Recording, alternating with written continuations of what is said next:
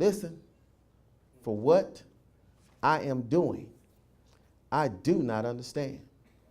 For what I will to do, that I do not practice. But what I hate, that I do. If then I do what I will not to do, I agree with the law that it is good. But now it is no longer I who do it, but sin that dwells in me. For I know that in me, that is in my flesh, nothing good dwells. For the will is present with me, but how to perform what is good I do not find. For the good that I will to do, I do not do, but the evil I will not to do, that I practice. Now if I do what I will not to do, it is no longer I who do it, but sin that dwells in me. I find then a law, that evil is present with me, the one who wills to do good. For I delight in the law of God according to the inward man. But I see another law in my members, warring against the law of my mind, and bringing me into captivity to the law of sin which is in my members. O wretched man that I am, who will deliver me from this body of death? I thank God through Jesus Christ our Lord. So then, with the mind, I myself serve the law of God, but with the flesh, the law of sin. Amen. You may be seated.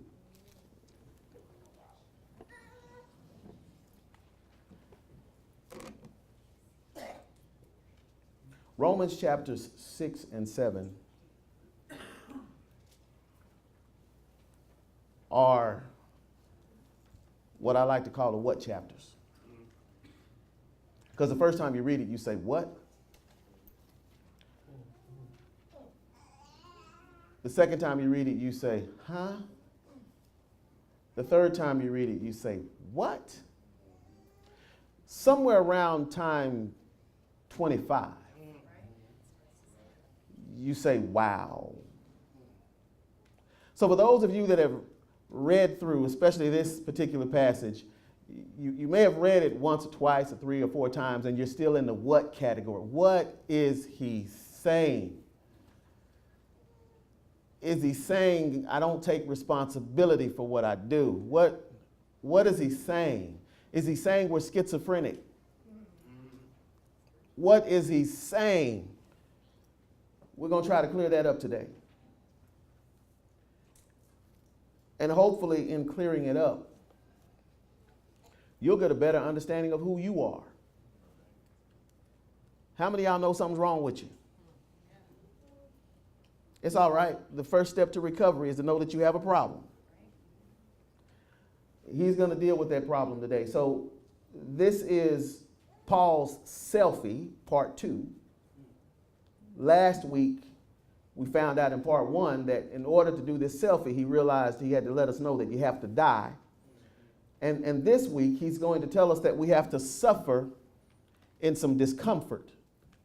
Now, I want y'all to catch that. Because when we get into the 8th and 9th chapters, we're going to start talking about suffering. And I think we misunderstand where our true suffering comes from. So in order to get that, you have to understand this.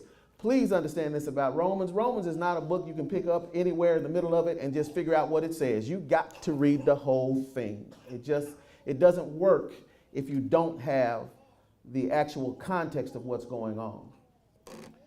So last time we talked about the fact that in chapter 6 there was a caricature, and we know what that is. That is when an artist draws a depiction of you where they exaggerate things. Paul's caricature is exaggerated because it is perfect. What he draws is perfection in chapter 6. In chapter 6, he tells us that we have been taken out of bondage from sin, that we have literally been under the law and taken away from that now we are free and alive because we've died and we're free from death. And therefore, what he's saying is, as a free person, I have the right to do what's right. So then I should do what? What's right. So he's got this perfect drawing of what we should be, and everyone in here should know that ain't you. If it is, leave, please. Because this doesn't apply to you. You don't need to hear this. If you are perfect, leave. All right, I was pausing to see if anybody was going to get up. Because if you did, I was going to follow you out and tell you, you lying.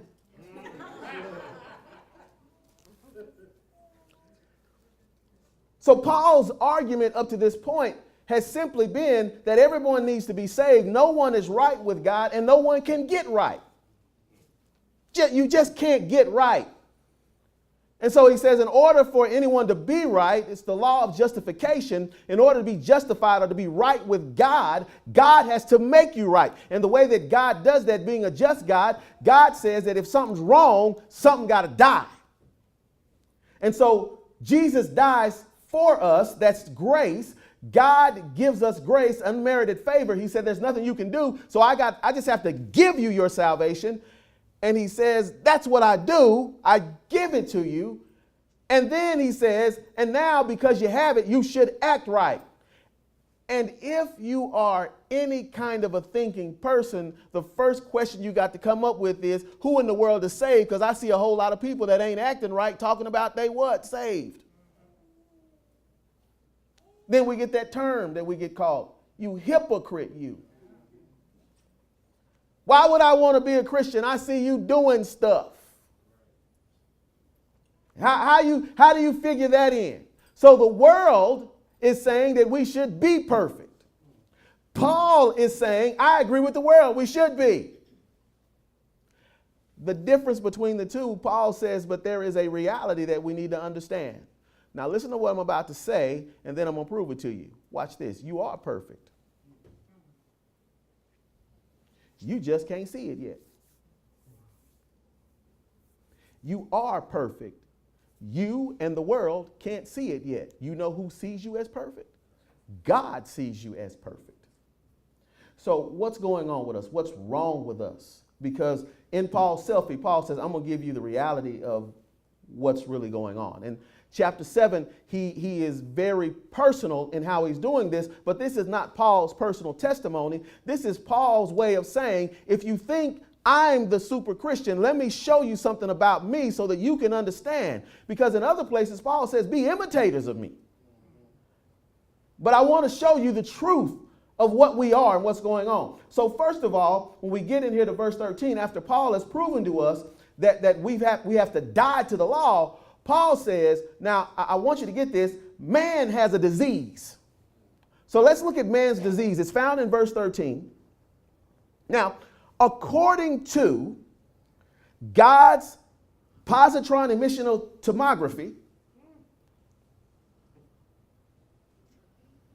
y'all got that? All right. You want me to repeat it? Okay. According to God's positron emission tomography, that's a PET scan. Y'all know what a PET scan is? Right? That's when you ingest some radioactive material or they put it into your vein and there is a machine. See, because you light up on the inside and this machine takes a picture of you on the inside. And this is how they detect a lot of different diseases like cancer. It's a PET scan. God has a PET scan that he wants to show you. It's called the law. So verse 13 says, has then what is good, that's the law, the PET scan, become death to me? Because when the PET scan is shown and comes back to you, guess what the doctor says? You got cancer. Now here's the thing with cancer. See, before we had PET scans and MRIs, before we had all of that, you didn't know you had cancer until the symptoms showed up. By the time symptoms show up, it's too late. It's too late. So what PET scans and all these other things do, what they allow us to understand is we catch it early. And when we catch cancer early, we're able to treat it. So what God has done, God has used the law to show us that we have a disease, that we're in fact sick. That's why in verse 13 he says, has it become death to me? God has given me my PET scan, and my PET scan says that I have cancer, and my PET scan is telling me that if it continues, I'm going to die. Then he says, certainly not. Why? Because the law is going to actually help save me. Because now I see that I'm going to die. He said, but sin. What is this PET scan of God's going to show me? It's going to show me sin. Sin is like a disease that has no symptoms. When you are, before you were saved, when you were sinning, you didn't think you would that it was a death thing. You didn't have any. Matter of fact, sin felt what? Good. You know, the funny thing is, it still feels good. Your issue is after. But when you do it, feels good. Anybody slapped anybody lately? And you wasn't supposed to, but when you did it, felt good, didn't it? Anybody cussed anybody out lately? You know you ain't supposed to be doing that, but you did it. Felt good. A lot of y'all feel good when you cuss. Sometimes it just fly out of you, don't it? I don't know where it came from. It kind of felt good when I did it, though. And then there's a part of you that's saying, you know, we're not supposed to be doing that. He says, I need the PET scan of God in order to show me the sin, that it might appear sin, it might be exposed for the tumorous cancer that it is. And then he says, was producing death in me to show me that I was dying because of it in me through what is good. What is good is the law, that PET scan, that picture that is showing me, so that sin through the commandment might become exceedingly sinful.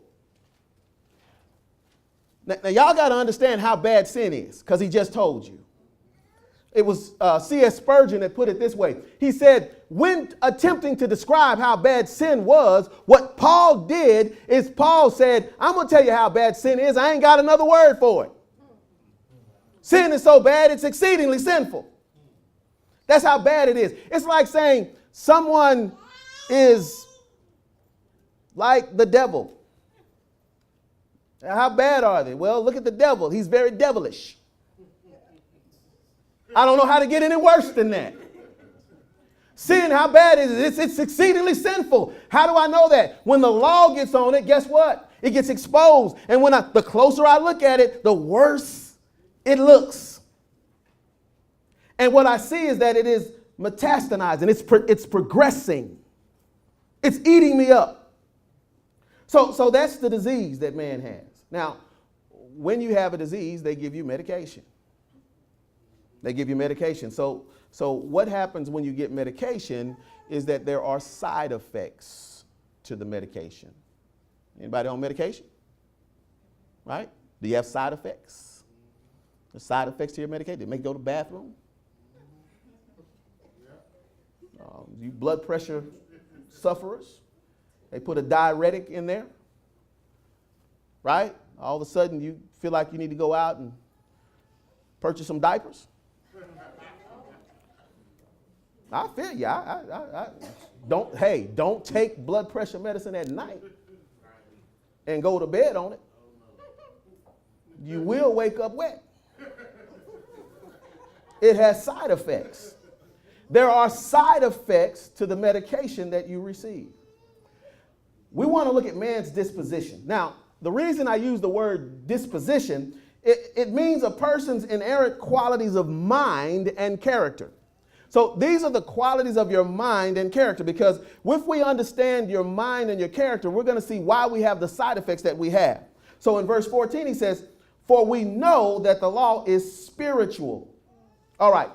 What that means is that the law doesn't come from man. The law comes from God.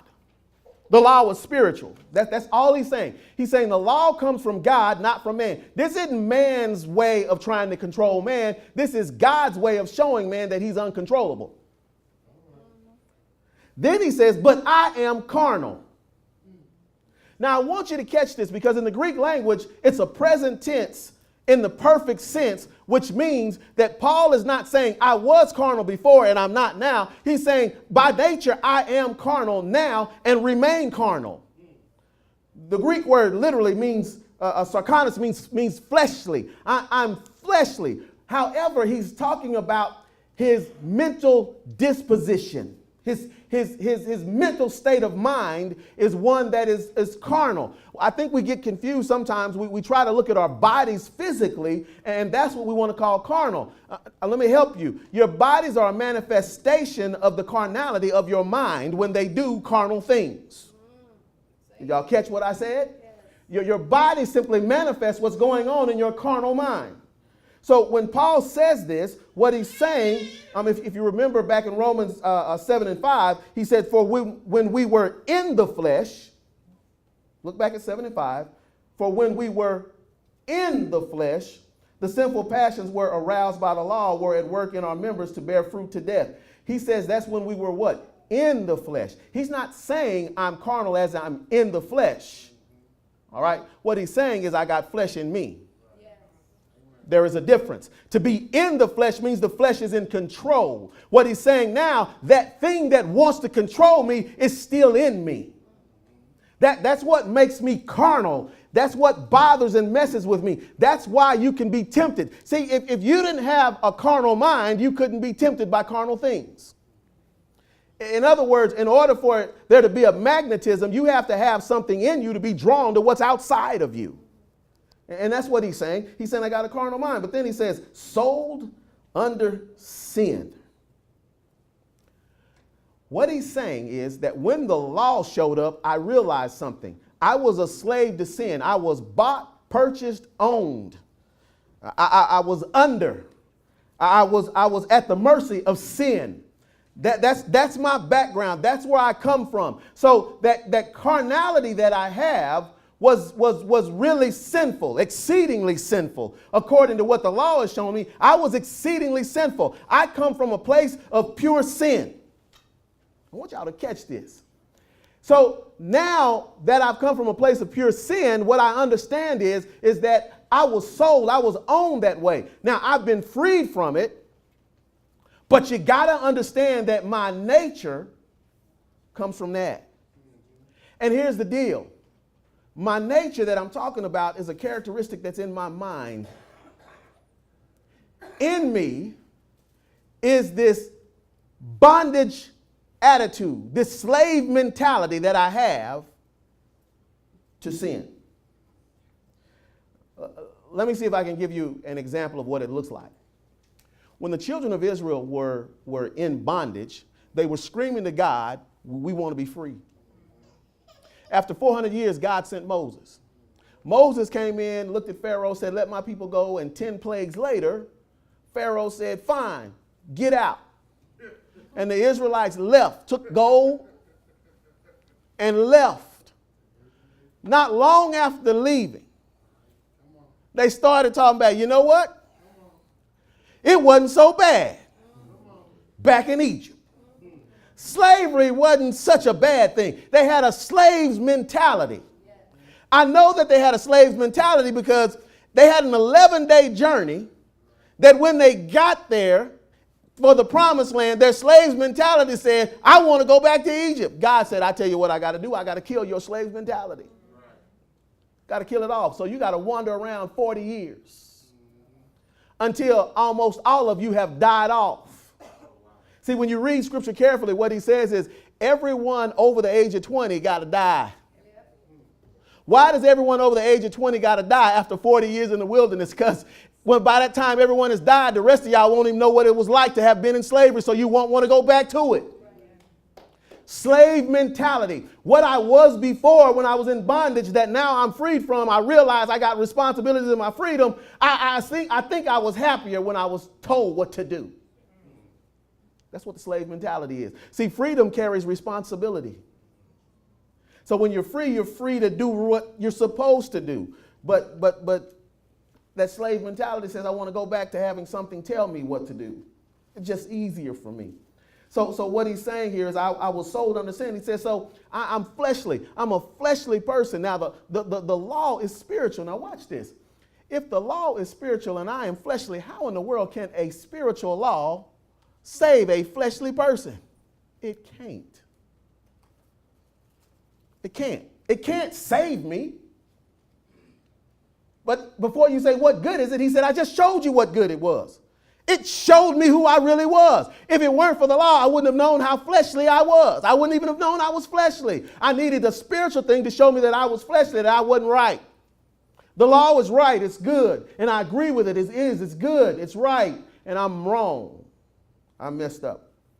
I got a disease. And my disposition is to function out of that disease. So then I've got a dilemma. So we're going to see verses 15 through 20. Paul's going to give us this dilemma. Now, as he gives us a dilemma, this is where a lot of people have read this and gone, man, Paul has not lost his mind. All right? Paul is not. I'm going to show you how I know Paul has not lost his mind. Because what Paul is saying is something that we all have an issue with. Friday, it was not Friday night, it was Thursday night. The game was Thursday night, wasn't it? See, I had to say that to make sure to see who was watching the game. Who watched the whole game? See, there was one. Cleveland fan. You watched the whole game. You got down to the end of the game. 1 point behind. Make 2 free throws. Win the game. Make the first one. Game is what? Tied. Mr. Smith. The second free throw was missed. You got the ball. You pulled a Derek Harper. You dribbled out the clock. Later on, he would say, well, KD was standing there. So what? You've been challenging him all game. Shoot the ball. You only have 3 seconds left. If you don't make it, no, you know what happened. He thought they were ahead. And you know what we did? We looked at it and said, what's wrong with you? How could you do that? As if we had the ball, it wouldn't have happened. That's what kills us as sports fans. We are quick to look at what somebody else does out on the field, and we're quick to talk about what they can't do and can do, like if we were out there, it would have been different. He's been playing basketball all his life. He made a mistake. Had we been out there, we'd have been so caught up with the crowd, the television, the fact that LeBron James was standing over there and Steph Curry was over here, we probably wouldn't even got the rebound. It's funny, we're armchair quarterbacks. You know what that means? When the Cowboys play this year and lose, Cowboy fans will swear Jason Garrett don't know what a football is. He's the dumbest coach that ever lived. He's got to be. Even though he's played football since he was yay high, has a couple of Super Bowl rings to prove it, and probably knows more about football than everybody in here can forget. But he's dumb, because we know better. So what Paul is about to do, Paul is about to say, stop playing armchair quarterback and let's tell the truth. Watch what he says. For what I am doing, I do not understand. You might want to circle, I do not understand. Paul says, I do things that I don't understand. Not that he doesn't have knowledge of what he's doing. He's not saying, I don't know what that is. He's saying, I don't understand why I do it. He says, for what I will to do. Notice the words will to do. Let's break this down. Paul is saying the stuff that I want to do. All right? I'm doing some things that I don't understand. I don't understand how in the world I'm doing this, because the stuff I will to do, that I do not. Notice the word practice. He says the stuff that I want to do repeatedly over and over, practicing it, getting it right every time. That stuff I don't do, and I'm doing stuff that's counter to what I want to do, and I don't understand why I'm doing it. I'll tell you, Paul is giving us, this is the same thing when you watch a boxing match. Those of you that are boxing fans, it gets into the 9th round. You like, jab, jab. Now, I wish the boxer could turn around and talk to the TV. Because the first thing he'd probably say is, do you know I'm tired? First of all, I'm tired. You come and jab. See how, can you go 9 rounds? You probably can't make a round without your heart about to jump up out of your chest. I've gone 9 rounds. And by the way, if I miss, he gonna hit me and it hurts. So let him hit you and then you jab.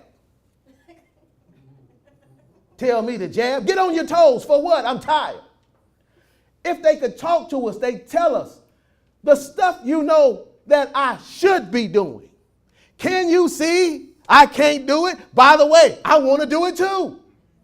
My mind is saying to my body, jab, jab. My arm is saying, can't do it. Too tired. I can't do it. I can't do it. Duck, duck, duck. My mind said duck. My body didn't follow. I don't want it to stand here and take the shot. But guess what? I'm doing it. I don't understand what's wrong with me. He says, but what I hate, that I do. Let me tell you what happens to you when you get saved. When you get saved, sin you begin to hate. That's what he's hating. He's hating the sin. He said, I hate it, but I'm doing it. I hate it, but it's happening. Verse 16, if then, watch this, I do what I will not to do. If I do the stuff that I don't want to do, first of all, let me tell you this. I agree with the law that it is good. It is good is referring to the law itself. He says, I agree with the law. The law is good because the law is showing me. If it weren't for the law, I wouldn't have known about what was wrong with me. Now that I see what is wrong with me, I hate it. I don't want to do it. I don't want to have it happen. The cancer patient who goes into remission has side effects because of the cure. The cancer patient that goes into remission that is no longer dying, that is now living, has side effects. They get rashes. They get headaches. They have nausea. Do you think they like that? No, they what? Hate it. But it still happens. And what he's saying is, I who have died to sin, who am now in remission from that sin, who am now recovered from that sin, who am now free from that sin, who am now alive and no longer dead in my sin, I still have these side effects. I still have these rashes. I still get these headaches. I still suffer because of what I had, what was wrong with me. That's why I thank God for the PET scan, because every time I go and I get a new PET scan, it shows me that, yeah, the tumor has shrunk, but it's still being killed. It's still dying. But I'm good. I'm advancing. I'm okay. Verse 17. But now, because I understand that these are the side effects of what is going on, and I hate them, and because I'm not the one that wants to do them, but now it is no longer I who do it. Now, I want y'all to catch this. He's not saying I'm shucking my responsibility. What he's saying is what is happening to me is not because I want it to. Here's why we are not hypocrites. Listen to me. Because if I'm truly saved, and that's the question that you got to ask yourself. See, if I'm truly saved, I'm in a battle. I don't want to do this. I hate it. And if I hate it and it's happening, it ain't me because I don't want to do that. That's not what I want to do. It's no longer I who do it, but he says it's the sin that dwells in me. It's the disease that I have. It's because of that. That disease is manifesting itself. And when it manifests itself, ain't a whole lot I can do about it. I can try to cover it up. I can try to work with the symptoms. But the truth of the matter is, because there is sin that still dwells in me, that sin tries to manifest itself, and every now and then it pops out. But it ain't, I'm not the one doing it. Paul is not saying I'm not responsible for my actions. Paul is saying that when I look at it, it ain't me, it's happening, and it ain't me. It's no longer I that is doing it. Now, what I want you to start to catch here is how many times he has said I. Because he has said I, and I can't do nothing with it. That's why the beauty of it is chapter 8. So when we get to chapter 8, it's a we thing. That was my commercial for next week. Because the we thing works. I don't. We does. I don't. For he says in verse 18, for I know that in me, that is, watch this, in my flesh. Now, the flesh again, he's not talking about his body's gonna show what's going on, but he's talking about his mind. This is his disposition. He says, that is in me, my flesh. Nothing good dwells. What good dwells? Nothing. See, when your flesh goes to work, it doesn't go to work for any good of anyone but itself. Your flesh is narcissistic. It's all about itself. Here's the funny thing with that. Narcissism is a funny thing. The reason narcissism is a funny thing, narcissism doesn't necessarily mean that you're going to be mean to everybody else. See, narcissistic people like to do things for other people so that those people will worship them. Narcissistic people want people to say thank you for what they do for them. And in fact, I'll go so far as to say this: the only one that has a right to be a narcissist in this world is God. Because to be narcissistic is to be God-like. Y'all catch what I said? Because he's the only one that can say, you ought to thank me. He's the only one that says, I'm worthy to be praised. I deserve your love. Only God can say that. Now, if you look at what goes on with what is no good in me, it is literally narcissistic, because everything it does is so that it feels good about itself. What sin does, sin says, I'm going to do whatever I need to do to make me feel good. That's why it's sin. And that's why you, when sin in you goes off, feel good. It's a byproduct of the sin. It's your good feeling that you have momentarily. That's why when you cuss, you like, yeah, feel good. Hope that waitress trip and fall on the way back, thinking about my words. Getting my order wrong, feel good. And then later on, after you done ate, you feel bad. It's because sin is good being in you at giving you feelings. That's why you got to watch your feelings. They're dangerous. He says, for that in me that is in my flesh, nothing good dwells. For to will is present with me. So he says, now, in me, there is nothing good in my flesh, but with me, in me also is this fact that I have the will to do what's right. And guess what he says? It's ever what? Present with me. Then he says, but how to perform. Now, he's not saying how in the sense of I don't have the knowledge. He's got the knowledge. He's not saying how in the sense of I don't have the skills. He's got the skills. That's not what he's saying. He's saying I ain't got the power. He says, what is good I do not find. He's saying, it's within me, but I ain't got the power. Anybody ever been so scared you couldn't move? Yes. But you knew you needed to move. Right? You needed to move. I'll never forget, 6th grade, walking home from school with my friend, Byron Smith, my best friend, my main man, my buddy. Walking home, walking by a house.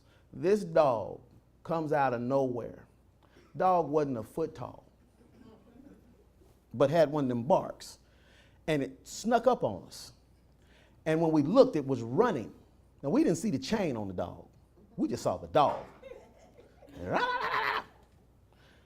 I knew run. That's what I'd done all my life. Hadn't found a dog yet that could catch me. I've outrun big, small, didn't matter. I can outrun them. Make me jump a 10-foot fence if I have to. I'm going to outrun the dog. I start to run. He is so gripped with fear, he grabs me. A vice grip. I couldn't move. The dog stopped on the chain about a foot from me. And I looked at him and said, man, why did you grab me? He said, I couldn't move.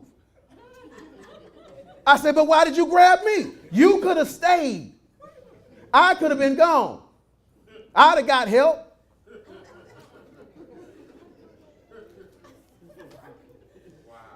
He said, I had to grab you and myself. I had to grab the two most important things to me at this point in time. So he was trying to say, I loved you so much, I was going to let the dog eat you too. So, but gripped by fear, even though he wanted to get away, fear got hold of him and he couldn't move. Fear controlled him. So what he says in here, he says, it's present with me to know how to do what's right, but sometimes, because there's nothing good that dwells in my flesh, it grabs me like fear and causes me to do something that I don't want to do. And what I realized is I needed some kind of power, because it wasn't a knowledge thing. I needed a way to overcome that.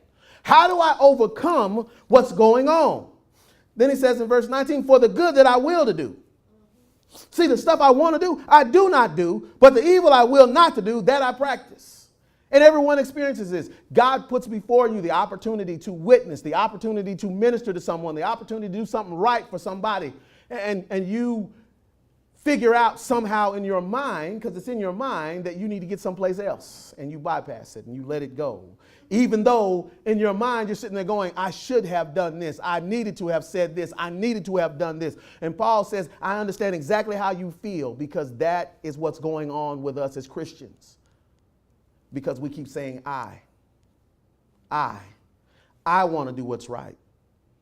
But the evil that I will not do, that I practice. Now, that word practice, I told you before that he said that if we practice evil, what? We would not inherit. We would not inherit the kingdom of heaven. Remember that? We've seen that. He said that. He said it in chapter 1, at the end of chapter 1. He said the same thing. He said that if you do evil things like this, if you practice them, you don't have heaven. It's not yours, so you're unsaved. Now, you got to be careful, because you got to read. This isn't even going into the Greek or nothing. Just read. Let's start again in verse 19. For the good that I will to do, I do not do. But notice he said, I want to do it. But the evil that I don't want to do, he says, that I practice. Well, those who practice such things are going to hell, right? Right. But look in verse 20. Now, if I do what I will not to do. Oh, wait a minute. See, he's saying there is a practice that is voluntary and there is an involuntary practice. And he's saying it's the voluntary practice. See, when you are voluntarily practicing to do wrong, you will not inherit. Involuntary. You say, how in the world can anybody do something involuntary? Well, why do you breathe? I dare you. I double dog dare you. Kill yourself by stop breathing. Just stop breathing. See what happens. See if you can voluntarily stop an involuntary action. You can't. You know how you're going to stop yourself and kill yourself? You got to get something outside of you. You got to get something some water to drown you, a pillow or a plastic bag to suffocate you, or you got to tie something around your neck to keep you from breathing. But you can't stop an involuntary thing. Stop your heart. You can't do it. You can't. And what he's saying is, because it's involuntary, I can't stop it. The only way that it can be stopped is there has to be something outside of me that comes in to do what I want to do. Y'all missed it. I just told you what the problem was. The problem is us. We can't do it ourselves. I told you in chapter 8, we're going to get to the we. I need something outside of me to stop me from doing the things that I don't want to do. I also need something outside of me to help me do the things that I want to do. Because I got this involuntary thing working in my flesh. My flesh is on fire for sin. My flesh wants to do what's wrong. And when it goes unchecked, it practices its skill set. So Paul says then there is a discovery. This is man's discovery. Oh, by the way, right about here, this question should come up. This is what scholars always argue over. Is Paul saved or not in this reference? Some will say, if you read some commentaries, they will say, well, obviously Paul couldn't have been saved when he was talking about this. This is something else completely. There is no way that Paul was saved here. Okay. First of all, the question is irrelevant. I'll tell you why it's irrelevant. Because whether you're saved or not, it's still the same thing. It still works the same way. An unsaved person can't stop from doing things that even... Now look, watch this. An unsaved person doesn't necessarily want to sin. I will tell you. Have you ever seen an unsaved person does some good things, right? The sin is they don't do it for God's what? Glory. But they run into the same problem because sin feels good to them too. And the problem with that is the reason they can't stop is the same reason Paul can't stop, because they can't stop themselves. They can't control their flesh.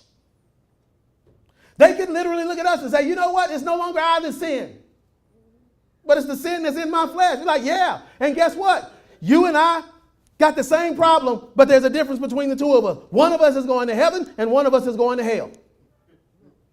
So while you calling me a hypocrite, you can call me a hypocrite all day long. I'll hypocrite myself on to heaven.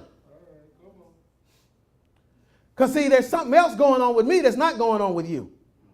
So it doesn't really matter. An unsaved person trying to do right, because there are people out there right now that are saying, I want to be saved, and so I have to do A, B, and C. I need to stop sinning. I need to stop doing this. I need to follow the law. I need to follow some rules. I need to go do this, that, or the other. And they have really good intentions. The road to hell is paved with good intentions.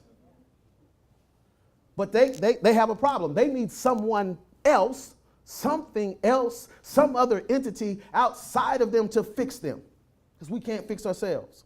So, also, now let me just say this. Paul's saved. Let me just tell you why. In verses 21, 22, and 25, Paul says he wants to do what's good, because he says that first of all, he wants to do what's good. We're going to find out he's going to say that he delights in the law of God, and then he says he's going to serve the law of God. Only saved people do that. Everything that he's saying here is what a saved person wants to do, what a saved person is. He is saved.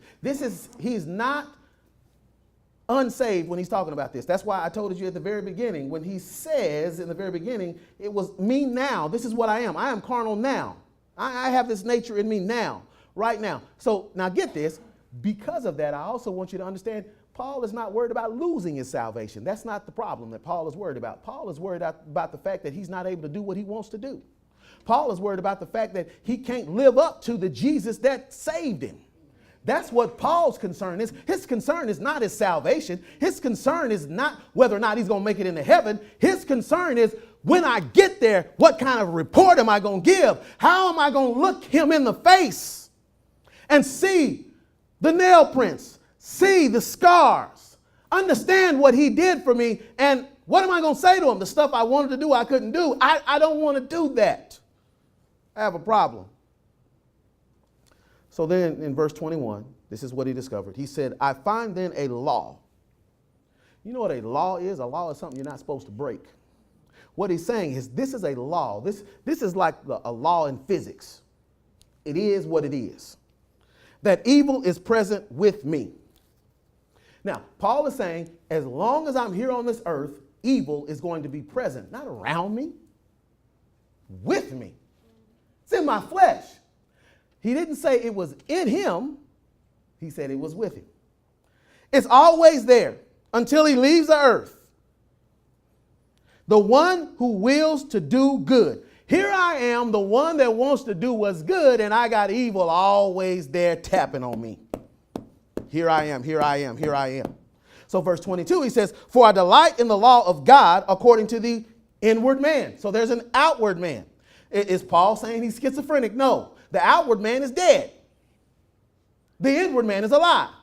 Paul said, I got a dead man. Now think of death in these terms, that is separated from God. And I got me that is connected to God. And inside, I delight in the law of God. I delight in it in this sense. When I see the law of God, I want to do what it says. I want to follow what it's telling me. I want to do what God says do. Verse 23, but I see another law. See, I got this first law. There's another law. The first law is evil's always present. The second law is this. It's in my members, my body.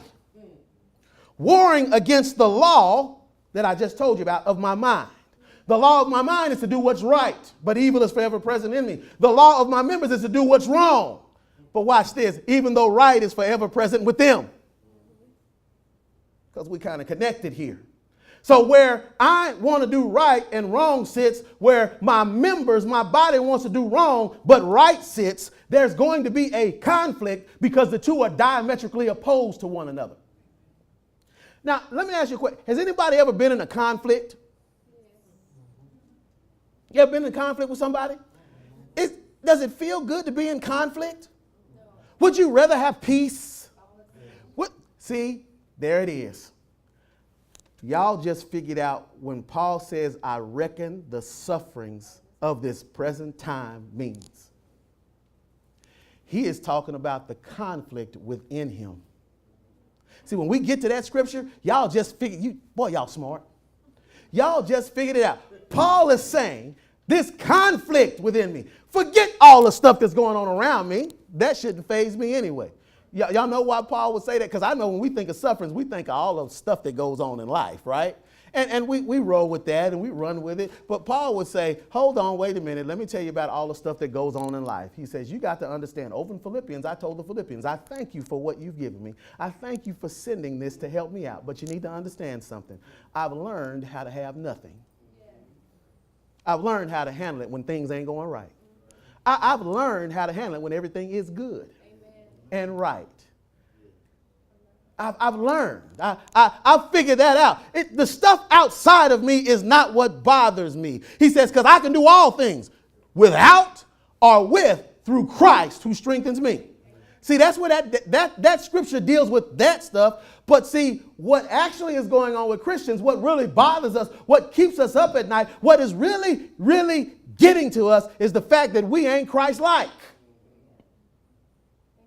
And if that don't bother you, you need to go back and recheck your salvation. Because it should bother you when you do something you know God is not happy with. He says, that is where I suffer. I suffer because I want to do what's right, but my goodness, every time I turn around, I'm doing what's wrong. And every time I look up, evil is always present. I can't never get right, and just to me, without having evil standing right there going, let's go do some wrong. I'm suffering with that. It's bothering me. Even though it's dead. I had the cancer. It's going away. But I'm suffering with the after effects. It's bothering me. So he says, verse 23, when I see this other member, it says it's warring against the law of my mind. That's where you suffer, by the way, in your mind. And bringing me into captivity. That's that grip that my friend had on me. I'm trying to get away, but he was present with me and brought me into captivity. And we're facing death from a chihuahua, but it was death none the same. And he gripped me and held me and wouldn't let me get away. And that's what he's saying. It's gripping at me. It's holding me. It's trying to hold me to a point to where it's got me captive. Now watch this. It's got me, and when it gets me captive, some things start happening sometimes. Because sometimes it so gets me so captive, it holds me so hard, I get into something called a stronghold. Because now it's got me. It's got me to a point where I'm sitting there going, well, I guess that's just me. I just do wrong. That's exactly where Satan wants you to be. It'll never get better. I can never get right. As if God ain't got no kind of power. As if the Lord has no say-so in anything. When that happens, Satan has you because Satan is working through that thing that is there present in you, that evil he's connected to. And he's working that thing. And he's like, if I can just get you that has the freedom to say no to it, but don't know how because you ain't got the power. If I can keep you from the power. Y'all catch that? Yeah, y'all got to understand, Satan ain't worried about you spitting up green stuff and spinning your head around and all that kind of stuff. That's entertainment. I've always said, man, if I walk in a room, if you unsaved and you walk in a room and somebody vomit up pea soup and they head spin around and they talk in a voice and language you don't know and you sit there and you look at them, you'd be like, I need the Lord. He'd run you straight to Jesus. No. Where you need to watch Satan is right here.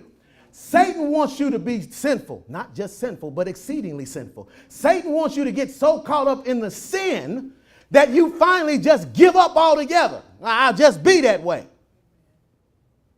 I'll just hang out here. Lord knows I tried.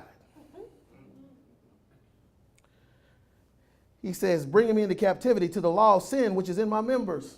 In other words, taking me right back into slavery. I'm headed back to Egypt.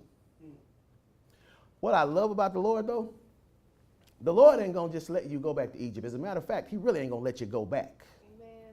He'll let you think you've made it back, but he ain't going to let you go back. Because when the Israelites decided they were going to go back, God killed most of them. Did y'all read? they put a golden calf up, like we'll head on. Y'all need to die. All right, you got to the promised land. We ain't going in there. See what you did, God? Okay, y'all need to die. God will kill something off on you. He will kill it off. You might want to go back, but eventually he'll get it. Don't worry.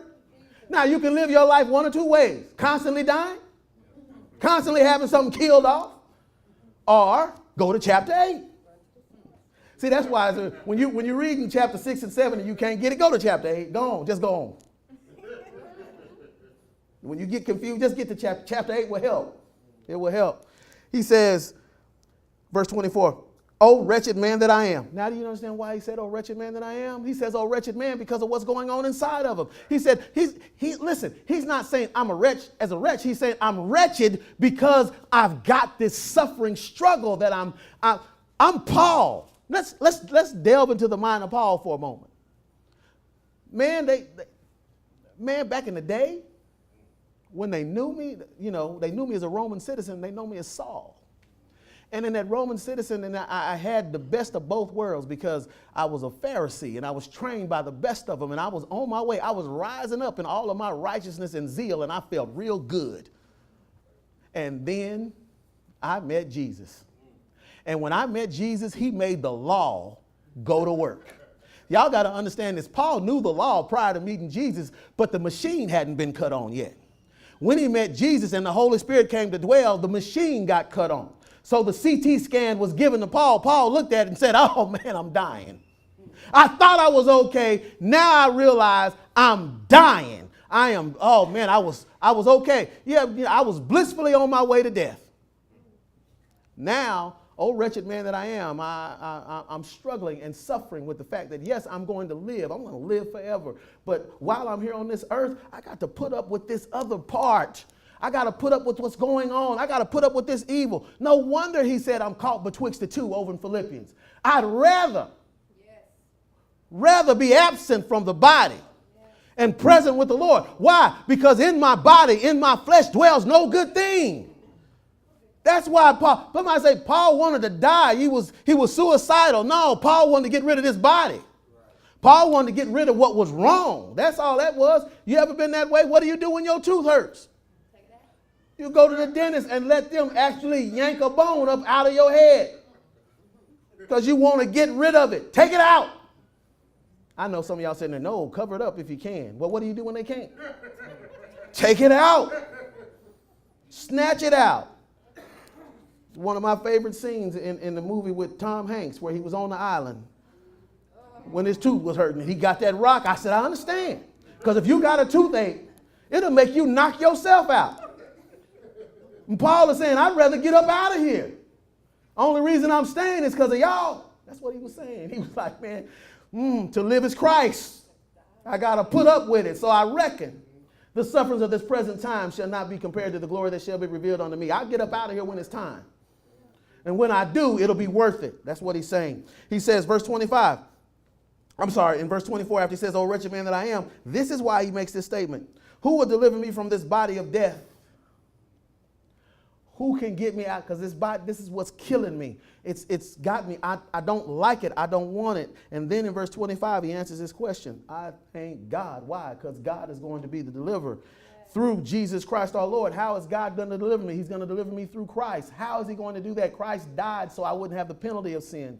Then Christ sent the Holy Spirit that we're going to see in chapter 8 to help me with the power of sin. But ultimately, it's going to be Christ that calls me up out of this world, and I can leave this body of death and get away from it altogether.